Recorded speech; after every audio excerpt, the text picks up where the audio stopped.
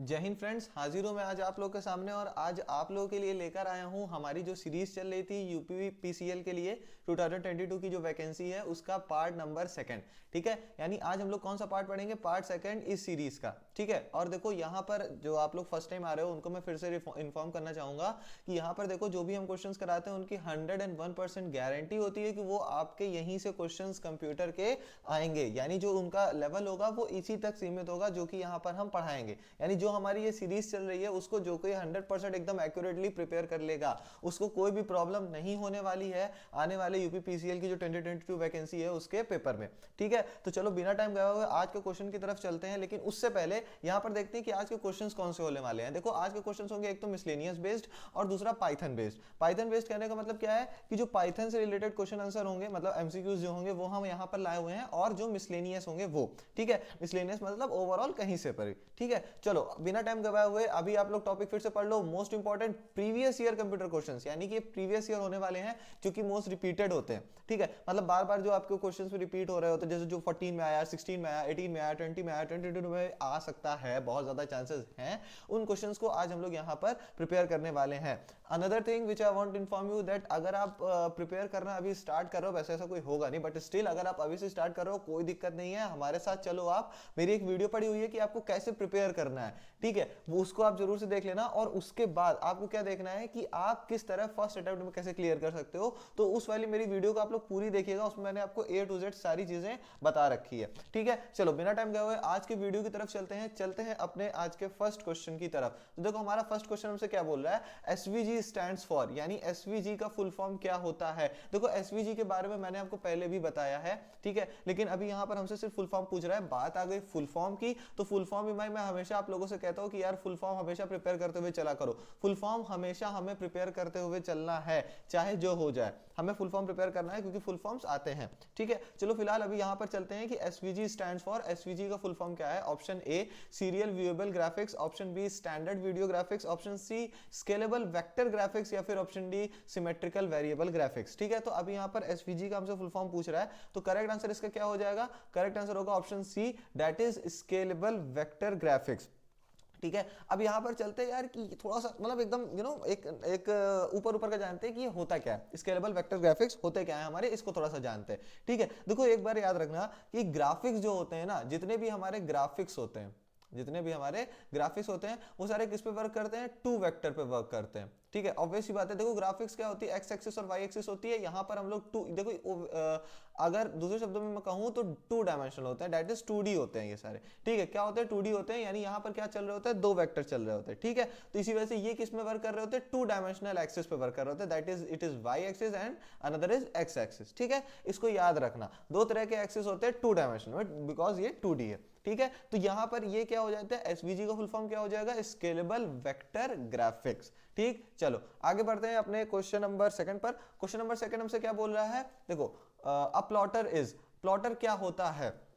Option A a fast output device using camera lenses, यानी कि एक बहुत फास्ट आउटपुट डिवाइस है जो कि कैमरा लेंस को यूज करता है। Option B an input device to produce good quality graphics, या फिर एक इनपुट डिवाइस है जो कि एक गुड क्वालिटी ग्राफिक्स के लिए यूज होता है। Option C an output device to produce drawings and graphics, एक आउटपुट डिवाइस है जिसका यूज होता है ड्राइंग्स और ग्राफिक्स को बनाने के लिए।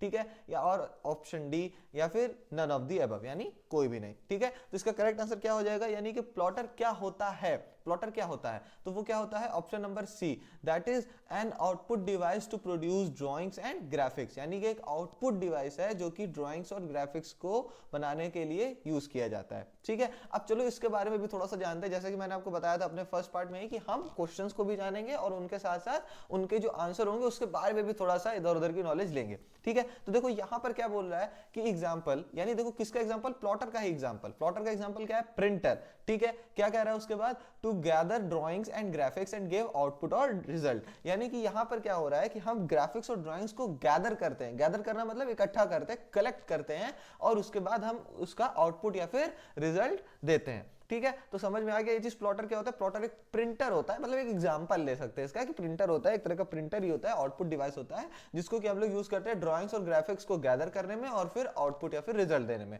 अब देखो और क्या बता रहा है, और the large maps used by civil engineers are printed through the plotters. अब देखो आपने देखा होगा, यहाँ पर समझ लेना प्लॉटर्स क्या होते हैं। आपने देखो सिविल इंजीनियर्स काफी बड़े बड़े से मैप्स लेकर चलते हैं जिनपे उनकी जो साइट होती है वहां पर लेकर जाते हैं, पूरा एक एरिया होता है उस मैप में कवर्ड होता है, ठीक है। तो उसी चीज को हम लोग क्या बोलते हैं, वो जो मैप होता है ना वो भाई लोग प्लॉटर की मदद से प्रिंट आउट होता है। किसकी मदद से? प्लॉटर की मदद से, ठीक है। तो आप समझिए प्लॉटर क्या होता है। प्लॉटर एक हमारा आउटपुट डिवाइस है जो कि ड्राइंग्स और ग्राफिक्स को प्रिंट आउट करने में हमारी हेल्प करता है, ठीक है। चलो आगे बढ़ते हैं अपने थर्ड क्वेश्चन की तरफ। थर्ड क्वेश्चन क्या बोल रहा है? Data rate is measured by, data rate is measured by. देखो बहुत अच्छा क्वेश्चन, बहुत बेसिक सा क्वेश्चन है, मतलब एकदम आपके यहाँ सारे के सारे कॉन्सेप्ट को क्लियर कर देगा। यानी कि डाटा रेट किस तरह मेजर होता है? Option A amount of data by time, यानी कि डाटा कितना कैलकुलेट कर रहा है divided by time. Option B amount of data divided by number of data, यानी कितना अमाउंट कर रहा है और उसके बाद नंबर ऑफ, यानी amount of data divided by number of data. या फिर option C time by amount of data, यानी time of the data as well as amount of the data का रेशियो। या फिर option D none of the above, यानी कि कोई भी नहीं, ठीक है। तो इसका करेक्ट आंसर मैं नहीं बताने वाला हूं, आप लोग ही बताएंगे क्योंकि ये आपका होमवर्क है। आप इसको कमेंट सेक्शन पर कमेंट करो, जिसका सही होगा मैं बताऊंगा, जिसका गलत होगा उसको भी मैं ऑब्वियसली बताऊंगा, ठीक है। तो ये आप लोग की रिस्पॉन्सिबिलिटी बनती है। और यहां पर देख लेना भाई, डाटा रेट के बारे में पूछ रहा है, बहुत सावधानी से इस क्वेश्चन का आंसर देना, बहुत छोटा है लेकिन बहुत कॉन्सेप्चुअल क्वेश्चन है, ठीक है। चलो आगे बढ़ते हैं अपने फोर्थ क्वेश्चन की तरफ। Who developed Python language? देखो यहां पर क्वेश्चन क्या पूछ रहा है कि who developed Python language. Python language देखो मैंने आपसे अपने टॉपिक में ही बताया था ना कि किससे रिलेटेड क्वेश्चन होने वाले हैं। तो यहाँ पर देखो क्या क्वेश्चन आ गया, पाइथन का क्वेश्चन आ गया। तो अब देखो क्वेश्चन आपसे पूछ रहा है कि कौन डेवलप किया था पाइथन लैंग्वेज को? Who developed the Python language? तो ऑप्शन ए क्या बोल रहे हैं हमसे? Rasmus Lerdorf, option B Vic van Rossum, option C Neon Storm, या फिर option D Guido van Rossum, ठीक है। तो अब इसका करेक्ट आंसर क्या हो जाएगा? कौन किसने डेवलप किया था पाइथन लैंग्वेज को? तो उसका नाम है option number D, that is Guido van Rossum. अब देखो इन्होंने कब इन्वेंट किया था? इन 1991। कब इन्वेंट किया था? 1991 में किया था। किन्होंने किया था? गोइडो वैन रोसम ने, ठीक है। चलो आगे बढ़ते हैं अपने फिफ्थ क्वेश्चन की तरफ। फिफ्थ क्वेश्चन क्या बोल रहा है? Which time of programming does Python support, यानी कि कौन सी प्रोग्रामिंग, किस तरह की प्रोग्रामिंग पाइथन सपोर्ट करता है। पाइथन जो हमारी लैंग्वेज है वो कौन सी प्रोग्रामिंग सपोर्ट करता है? Option A functional programming, option B object oriented programming, option C structured programming, या फिर option D all of the above, ठीक है। तो करेक्ट आंसर क्या हो जाएगा? किस तरह की प्रोग्रामिंग को ये सपोर्ट करता है? Option A functional programming, object oriented programming, that is option B, or it is C structured programming, as well as what it could be there all of the above, ठीक है। चलो अभी इसका correct answer बताओ, क्या correct answer होगा इसका? किस तरह की प्रोग्रामिंग शो करता है? Functional programming, object oriented programming, structured programming, या फिर ऑल ऑफ द अबव? तो भाई इसका करेक्ट आंसर क्या हो जाएगा? Option D, that is all of the above. यानी जो हमारी पाइथन लैंग्वेज होती है वो फंक्शनल को, ऑब्जेक्ट ओरिएंटेड को और स्ट्रक्चर्ड तीनों को ही ये सपोर्ट करती है, ठीक है। चलो आगे बढ़ते हैं अपने सिक्स्थ क्वेश्चन की तरफ। सिक्स्थ क्वेश्चन क्या बोल रहा है? Which of the following is the correct extension for Python file? बहुत अच्छा, बहुत इंपॉर्टेंट भाई, स्टार बना लो, हैशटैग बना लो, जितने स्टार बना सकते हो बना लो, बहुत अच्छा क्वेश्चन होने वाला है। लास्ट ईयर एमएस एक्सेल का एक्सटेंशन पूछा था। किसका पूछा था?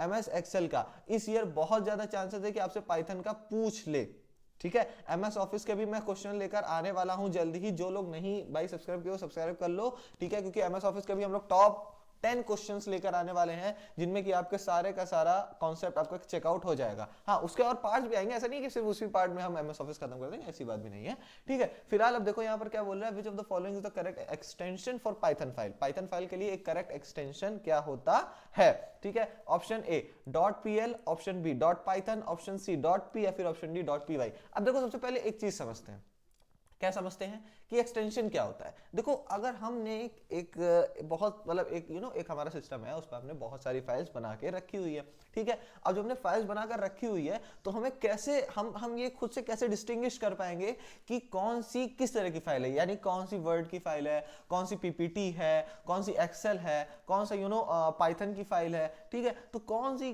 फाइल किस तरह पर है, कौन सी एमएस पेंट की फाइल है, कौन सी वर्डपैड, कौन सी नोटपैड, है ना, अलग अलग प्रोग्राम होते हैं। तो अलग अलग प्रोग्राम के लिए अगर हमें फाइल को डिस्टिंग्विश करना है, उसके लिए हमने मान लेते हैं हमने राजू नाम से फाइल बनाई, ठीक है। अब राजू नाम से जब हम फाइल बनाएंगे ना, तो सिस्टम क्या करेगा, अगर वो अगर वो किसकी है, एमएस वर्ड की है, ठीक है, तो एमएस वर्ड की है तो ये लास्ट में लगा देगा .docx which denotes that it the file which contains such type of extension is of MS Word, ठीक है। यानी कि वो किस तरह की फाइल है, एमएस वर्ड की वो फाइल है, ठीक है। तो .docx क्या डिनोट करता है कि वो मतलब .docx एमएस वर्ड को डिनोट करता है, इसी को बोलते हैं हम एक्सटेंशन, इसी को क्या बोलते हैं, एक्सटेंशन बोलते हैं, ठीक है। तो अब फिलहाल यहां पर हमें क्या बताना है, पाइथन फाइल का एक्सटेंशन क्या होता है, .pl .python .p या फिर .py, ठीक है। तो करेक्ट आंसर इसका क्या हो जाएगा, करेक्ट आंसर होगा इसका option number D, that is .py। अब देखो एक चीज और जानते हैं कि अब यहां पर हम जानते हैं सी लैंग्वेज और सी प्लस प्लस का भी क्या एक्सटेंशन होता है। तो यहां पर देखो सी लैंग्वेज का क्या एक्सटेंशन है सी, और सी प्लस प्लस का क्या एक्सटेंशन है .cpp, ठीक है। इसको याद रखना जरूर से आप लोग, बहुत इंपॉर्टेंट चीजें, बहुत बेसिक है लेकिन बहुत ज्यादा ट्विस्ट करती हैं, ठीक है। चलो अभी फिलहाल चलते हैं 7th क्वेश्चन की तरफ। 7th क्वेश्चन क्या बोल रहा है, which of the following is used to define a block of code in the Python language, यानी पाइथन लैंग्वेज में कौन निम्नलिखित में से, यानी नीचे दिए गए ऑप्शंस में से कौन सा ऐसा ऑप्शन है जो कि यूज होता है एक अ ब्लॉक ऑफ कोड, ठीक है। एक कोड के किसी ब्लॉक को डिफाइन करना है अगर हमें पाइथन लैंग्वेज में, तो हमें वो कैसे पता चलता है, ठीक है, कैसे पता चलता है हमें, ये चीज आपको बतानी है, ठीक है। चलो बताओ कौन सा होता है, option A key, option B indentation, option C brackets, या फिर option D all of the above. इसका करेक्ट आंसर क्या हो जाएगा, इसका करेक्ट आंसर क्या होगा, option number B, that is indentation. Indentation क्या होता है, अब देखो इस चीज को समझते हैं, जैसे मान लो हमारी पाइथन लैंग्वेज होती है, हम लोग ऊपर से इसको ऐसे स्टार्ट करते हैं, फिर ऐसे ऐसे ऐसे ऐसे ऐसे ऐसे लिखते गए, लास्ट में फिर क्लोज कर दिया, ठीक है। अब देखो यहाँ पर जो ये गैप बच रहा है ना, ये वाला गैप, ये वाला जो गैप है ना, इसी को हम लोग क्या बोलते हैं, इंडेंटेशन। ये क्या कहलाती है हमारी, इंडेंटेशन। क्या होता है, इंडेंटेशन, ठीक है, ये यही चीज है, ठीक है, ये वाली चीज है आपकी इंडेंटेशन, ठीक है। अब देखो ये जो कहने का मतलब ये जो दो लाइंस के बीच में स्पेसेस होते हैं ना, इन्हीं को हम लोग बोलते हैं इंडेंटेशन, ठीक है। तो अब देखो ये, और जो आपका ओवरऑल ये है आपका सिंटैक्स, है ना, ये आपका सिंटैक्स है पूरा पूरा, और यहाँ पर ये जो स्पेस है ना, ये जो स्पेस है यहाँ पर, इसी को हम लोग क्या बोलते हैं, इंडेंट भी बोलते हैं। यानी आप इंडेंटेशन में से ION आप हटा दो तो इंडेंटेशन, ठीक है, तो इंडेंटेशन में से आप ION हटा दो तो ये क्या बन जाएगा, इंडेंट, ठीक। तो ये इंडेंट जो होता है हमारा, ये भी वही चीज है, ठीक है। तो अब चलो आगे बढ़ते हैं अपने नेक्स्ट क्वेश्चन की तरफ। इसका करेक्ट आंसर क्या हो जाएगा, इंडेंटेशन, याद रखना, ठीक है। चलो चलते हैं 8th क्वेश्चन की तरफ। शॉर्टकट की used to increase the font size in LibreOffice Writer, यानी हमसे क्या पूछ रहा है, अगर हमें LibreOffice Writer में हमें कोई एक ऐसी शॉर्टकट की बताओ जिससे कि हम अपना फॉन्ट साइज को इंक्रीज कर सके। तो भाई कौन सा शॉर्टकट की होता है, option A control plus big bracket open, option B control plus big bracket close, option C control plus curly bracket open, या फिर option D control plus curly bracket close, ठीक है। तो इसका करेक्ट आंसर क्या हो जाएगा, इसका करेक्ट आंसर होगा option number B, option number B. अब देखो यहां पर देखो, मैंने ये एक CCC लेवल का क्वेश्चन है, किस लेवल का क्वेश्चन है, CCC लेवल का क्वेश्चन है। मुद्दा ये है कि मैंने यहां पर क्यों आपको बताया, लास्ट ईयर जब हम लोग UPRUNL की प्रिपरेशन करा रहे थे, तो हम लोगों को जब फीडबैक मिला पेपर होने के बाद, तो मेरे को ये पता चला कि यार जो क्वेश्चंस आए थे वो उन्होंने बोला था O लेवल के, मतलब O लेवल जो होता है हमारा, उस लेवल के क्वेश्चन होंगे, ठीक है। लेकिन जब पेपर हुआ, मैंने इस चीज को एकदम ब्रीफ में डिफाइन किया अपने उस वाली वीडियो में, जिसको मैं शुरुआत में बता रहा था, जहां पे आपको हाउ टू प्रिपेयर वाली बात बता रहा था, वो जो वीडियो है उसमें मैंने ये चीज आपको बताई हुई है।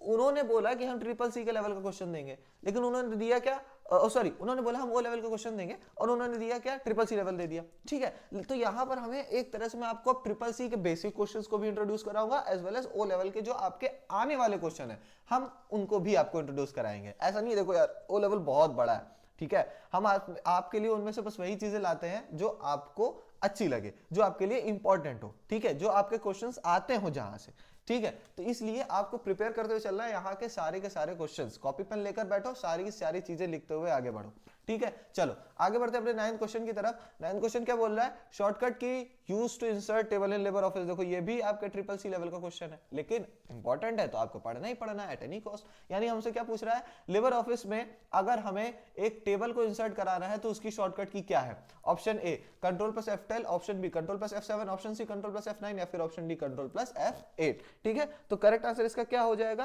करेक्ट आंसर होगा इसका option number A, that is control plus F12। यानी कि अगर हमें LibreOffice ऑफिस में हमें एक टेबल को इंसर्ट कराना है तो हम कौन सी शॉर्टकट की का यूज करेंगे, Ctrl+F12। ठीक है, चलो आगे बढ़ते हैं अपने आज के लास्ट क्वेश्चन की तरफ। जैसे कि मैंने आपको बताया था, सेशन हम एकदम लंबे नहीं रखेंगे कि आपको एक बोर्डम फील हो, हम आपको सिर्फ इतना देंगे कि आप अच्छे से प्रिपेयर कर लें। ठीक है, चलो आगे बढ़ते हैं अपने 10th क्वेश्चन की तरफ। देखो 10th क्वेश्चन हमसे क्या बोल रहा है,